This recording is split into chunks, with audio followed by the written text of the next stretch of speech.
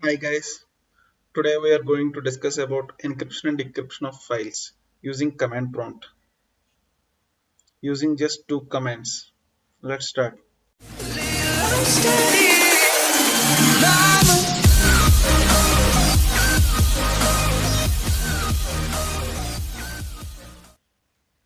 So it is very important that our important files should be encrypted and it should be decrypted as per our requirement, because some of the office files or our personal files we don't want to display to some other person. If any our friend or somebody is want to see our system some files, so it will be restricted in such way.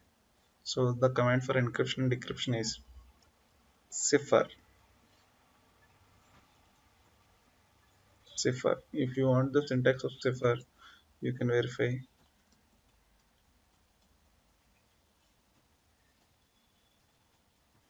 You can verify all the parameters how cipher will be executed. So for example,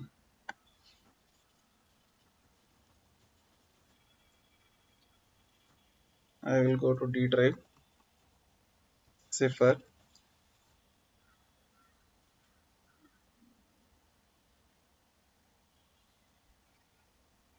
I will just see secure folder.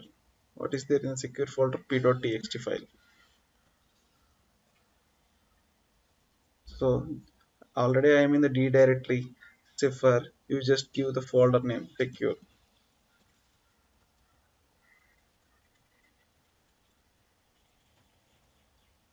So automatically it should be encrypted. Actually, the correct command is cipher and e encryption, and this one. Actually, the thing is zero files or zero directories within the directory were encrypted because Windows 10 is not supporting cipher command. That is the reason. The earlier version of Windows will be working properly. This is just for learning knowledge purpose how to use the cipher syntax. And the same command it can be decrypted using this one cipher slash d secure. That's it guys. Whatever the files you want encryption and decryption, you can use it within earlier versions of Windows. Thank you.